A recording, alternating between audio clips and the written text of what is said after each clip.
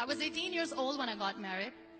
I belonged to a very conservative family, a Baloch family, where good daughters never say no to their parents.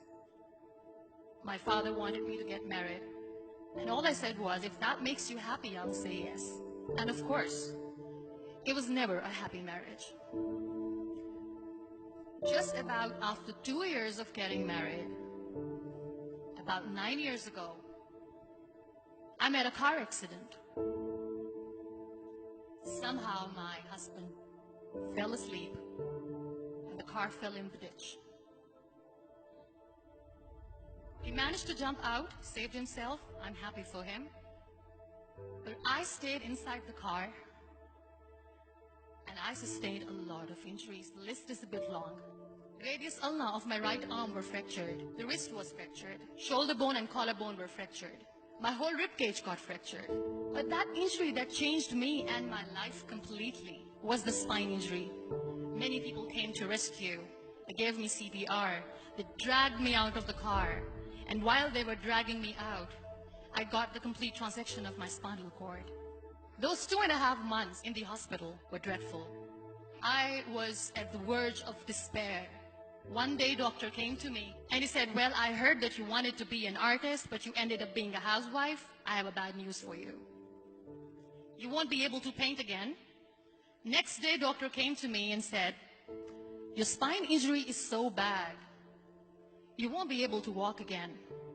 I took a deep breath and I said, it's all right. Next day, doctor came to me and said, because of your spine injury and the fixation that you have in your back, you won't be able to give birth to a child again. That day, I was devastated. I started to question my existence. Why am I even alive?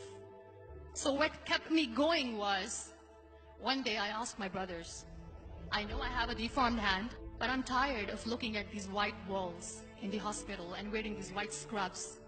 Bring me some colors, bring me some small canvas. I want to paint. So the very first painting I made was on my deathbed, where I painted for the very first time. What an amazing therapy it was. Without uttering a single word, I could paint my heart out. I could share my story. People used to come and say, what lovely painting. So much color. Nobody could see the grief in it. Only I could. And that day I decided that I'm going to live life for myself. I am not going to be that perfect person for someone. I am just going to take this moment and I will make it perfect for myself. That I'm going to fight my fears. So I wrote down one by one all those fears. And I decided that I'm going to overcome these fears one at a time. You know what was my biggest fear? Divorce. But the day I decided that this is nothing but my fear, I liberated myself by setting him free. And I made myself emotionally so strong that the day I got the news that he is getting married, I sent him a text that I'm so happy for you and I wish you all the best. And he knows that I pray for him today. Number 2 was, I won't be able to be a mother again. And that was quite devastating for me. But then I realized there are so many children in the world, all they want is acceptance. So there is no point of crying, just go and adopt one. And that's what I did.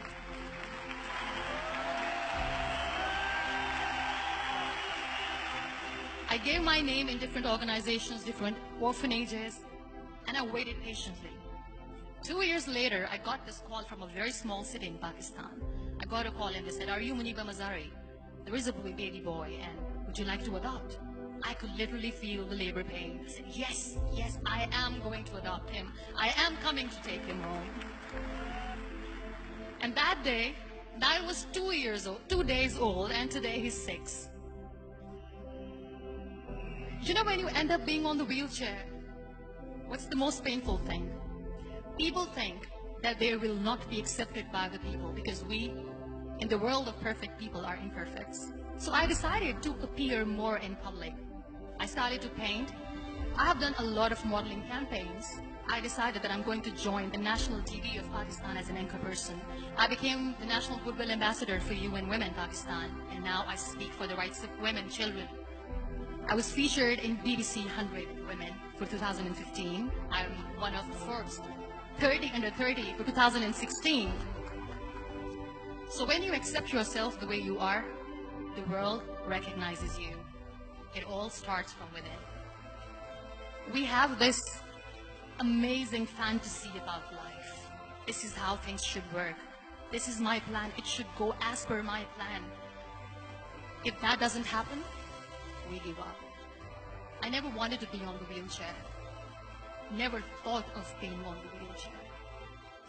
This life is a test and a trial, and tests are never supposed to be easy. So when you are expecting ease from life, and life gives you lemons, then you make the lemonade, and then do not blame life for that. It is okay to be scared. It is okay to cry. Everything is okay, but giving up should not be an option. They always say that failure is not an option. Failure should be an option, because when you fail, you get up, and then you fail, and then you get up, and that keeps you going. Embrace each and every breath that you are taking. Celebrate your life. Live it. Don't die before your death. Real happiness lies in gratitude. So be grateful, be alive, and live every moment.